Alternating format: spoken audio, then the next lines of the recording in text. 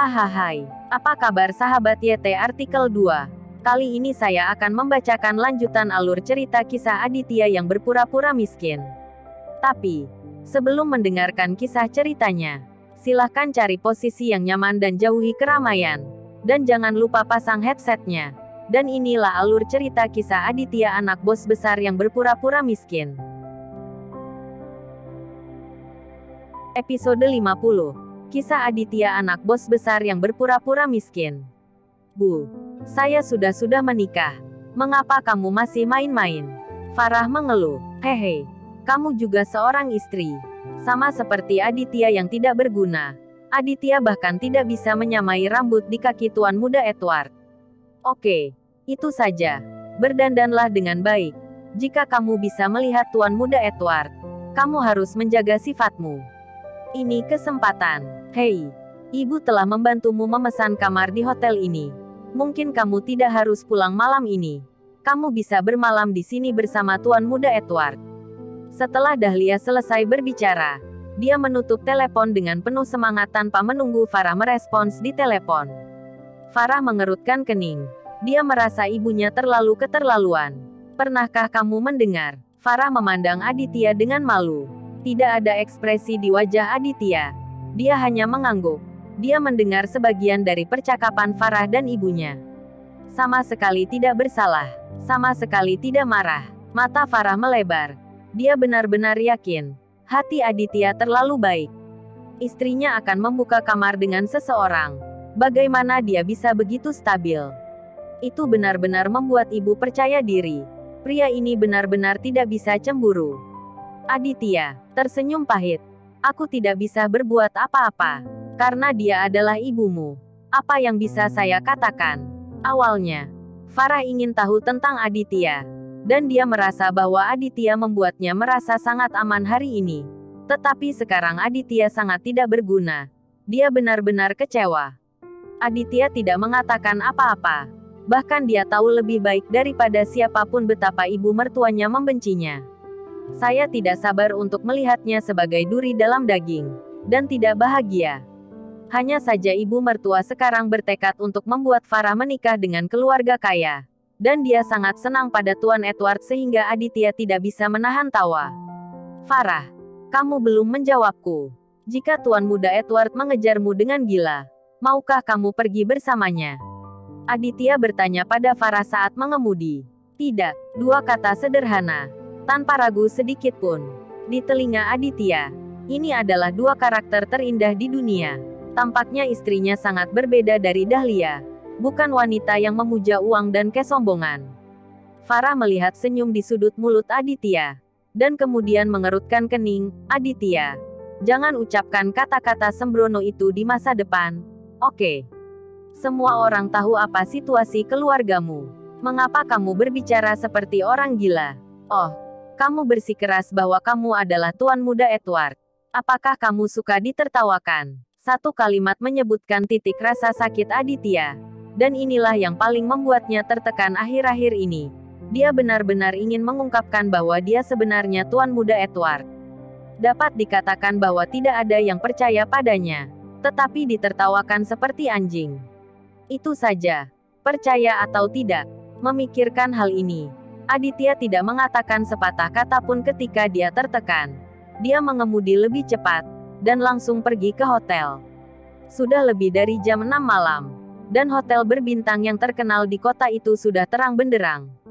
Ada juga banyak tamu. Dahlia memesan ruangan kelas 1 di sini lebih awal. Dengan keluarga Kartika yang terdiri dari 3 orang. Dan Anjani, menunggu di sini dengan penuh semangat. Protagonis hari ini tidak diragukan lagi adalah Ketua Universal International, Tuan Victor. Untuk menghibur Victor, Axel juga menginvestasikan modalnya. Dan dia membayar semua uang untuk memesan ruangan dan jamuan makan. Pada saat ini, Axel pergi menjemput Revalina. Karena Revalina harus ikut bersenang-senang. Ketika Aditya dan Farah memasuki ruangan, mereka menemukan bahwa Dahlia dan yang lainnya bersemangat tinggi. Dan wajah mereka sangat bersemangat. Tetapi melihat Aditya masuk, orang-orang ini semua menundukkan wajah mereka ke bawah. Tampak jijik. Farah, kenapa kamu lambat sekali? Ah, Ada apa dengan wajahmu? Dahlia melihat bekas jari di wajah Farah saat ini, dan sangat tertekan. Jadi dia bergegas untuk memeriksanya. Bu, tidak apa-apa. Farah tersipu. Dia tidak ingin menyebutkannya lagi. Siapa yang memukulmu seperti ini? Apakah Aditya? Dahlia sangat marah sehingga dia bicara keras. Menatap Aditya seolah dia ingin memakan Aditya. Dan bertanya pada Farah. Farah dengan cepat menggelengkan kepalanya. Tidak, Bu. Bagaimana Aditya bisa memukul saya? Saya tidak berpikir dia akan berani. Putri sayang. Jangan takut.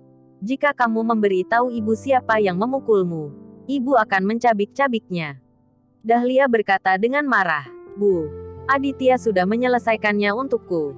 Jadi jangan repot-repot bertanya, kata Farah.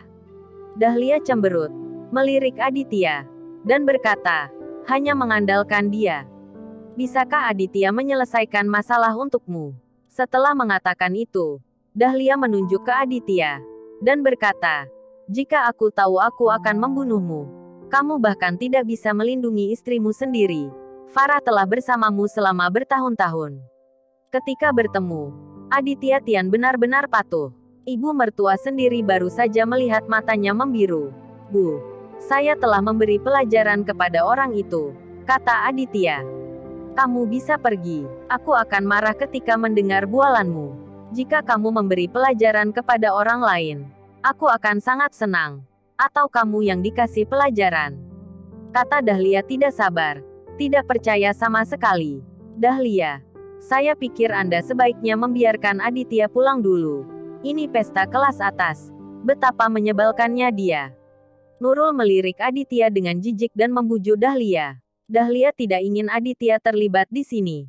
Tetapi dia ingin mencari tahu di depan Victor untuk mencari tahu apakah Aditya dan Friska ada hubungannya. Bu, jangan mengusir Aditya. Setelah beberapa saat, Tuan Victor akan datang. Dan kemudian akan ada pertunjukan yang bagus untuk ditonton. Hehe.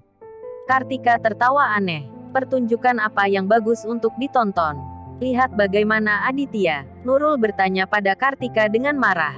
Kartika tersenyum dan berkata, saya ingin memberitahu Tuan Victor bahwa gadis kecilnya Friska ditiduri oleh Aditya. Mari kita lihat bagaimana reaksi Tuan Victor. Haha. Farah mengerutkan kening, memandang Kartika dan berkata, Saudari Kartika, kamu tidak punya bukti. Jadi jangan katakan itu lagi. Saudari Farah, jangan bantu Aditya menutupi kebohongannya, kata Kartika dengan mulut cemberut. Nurul mengambil tindakan menepuk lengan Kartika dan berkata dengan sungguh-sungguh, Kartika, Tuan Victor akan datang nanti. Jangan bicara omong kosong. Tuan Victor sangat terhormat. Kita harus sopan padanya. Dahlia mengangguk dan membujuk Kartika. Ya, Kartika, tutup mulut. Itu umum bagi orang kaya untuk merawat wanita simpanan. Walaupun kamu tidak bisa menerimanya. Di depan, Tuan Victor mengatakan hal-hal ini. Berapa banyak orang yang akan celaka? Dahlia benar. Kamu tidak bisa berbicara omong kosong tentang ini, kata Rio sambil batuk. Kartika juga berpikir itu masuk akal. Tetapi dia masih tersenyum dan berkata, Oke, kau tidak menyebutkan ini. Tapi saya harus bertanya langsung kepada Tuan Victor. Apakah putranya adalah Aditya? Kartika cekikikan. Ketika dia mengatakan ini, semua orang yang hadir kecuali Farah tertawa terbahak-bahak. Nurul tertawa paling bahagia. Dan kemudian mengambil alih kata-kata. Kartika, kamu benar. Bukankah Aditya mengatakan bahwa dia adalah Tuan Muda Edward dari Toraja? Ini harus diverifikasi. Jika itu benar-benar Aditya, mari kita menamparkan diri kita sendiri dan meminta maaf kepada putra tertua Tuan Aditya. Nurul berkata lebih dan lebih keras, dan menatap Aditya dengan mata mengejek, dan ekspresi menggelengkan kepalanya bisa membuat orang marah. Ketika Rio mendengar ini, wajahnya menjadi serius. Oke Nurul, kamu sudah sangat tua. Mengapa kamu tidak serius? Apakah kamu percaya kata-kata gila Aditya? Ayahnya telah memungut sampah sepanjang hidupnya. Bisakah dia jadi Tuan Muda Edward?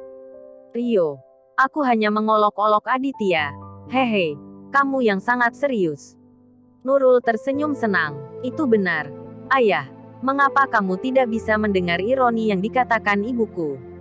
Kartika tersenyum. Rio juga tertawa. Bisakah ayah tidak mendengarnya? Maksudku, jangan mengolok-olok Aditya. Itu membosankan. Keluarga tiga orang ini berbicara dengan sangat bahagia. Dan berbicara dengan mengolok-olok. Dan menemukan kebahagiaan di depan Aditya. Wajah Dahlia muram. Bagaimanapun, Aditya adalah menantunya. Dia sangat marah sehingga dia ditertawakan seperti ini. Aku menyalahkanmu sepanjang waktu. Jika kamu tidak memiliki kemampuan lain, kamu akan tahu bahwa kamu bodoh. Kamu adalah Tuan Muda Edward. Mengapa kamu tidak mengatakan bahwa kamu adalah presiden? Mengapa kamu masih seperti ini? Dahlia memelototi Aditya dan memarahinya. Aditya berdiri di sudut tanpa mengucapkan sepatah kata pun. Gigi Dahlia bunyi. Berdebat dengan Aditya pasti menimbulkan masalah. Pada saat ini, pintu ruangan terbuka. Dan seorang pria dan dua wanita masuk. Mereka bertiga berpakaian rapi malam ini. Dengan kepala terangkat tinggi dan penuh percaya diri. Itu adalah Axel. Dengan Revalina dan sahabat Revalina, Gracia. Axel datang untuk menyapa semua orang. Dan kemudian tidak sabar untuk mencari Aditya. Akhirnya, dia melihat Aditya di sudut. Hehe, Revalina. Coba lihat. Orang yang menyukaimu benar-benar berani datang. Dan dia tidak takut dipermalukan dan dilempar. Axel melingkarkan lengannya di pinggang Revalina dan menunjuk ke arah Aditya, dengan senyuman. Revalina juga melihat Aditya. Jadi dia terkekeh dan berkata kepada Aditya, teman sekelas yang lama, Tuan Axel akan membawa kembali proyek malam ini. Felicia akan sangat sedih. Mengapa kamu tidak segera menghiburnya? Bersambung.